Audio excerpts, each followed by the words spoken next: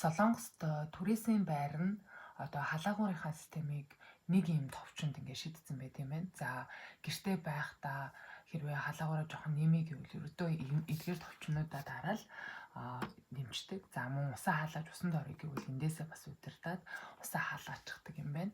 За тэгээ шалнаасаа хаалдаг.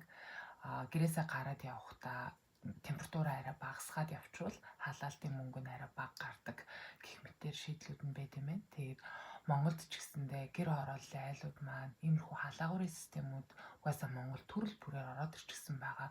Тэгээд эдгээр шийдлүүдийг хийх юм бол илүү нөгөө Улаанбаатар хотыг дахин төлөвлөн орон сууцчлуулна гэхээсээ илүү иймэрхүү системээр шийдвэл бид нар утаанаасаа бас илүү хурдан салах байх гэж миний хувьд боддог. Тэгээд халаагуурын системийг маш олон төрлөөр оруулж ирж байгаа аж ахуйн нэгж компаниудтай бас уулзаж иргэдийг бас иймэрхүү халаагуур бойлорын систем рүү шилжихийг уриалвал уг нь иргэд ч гэсэн тав тухтай байна.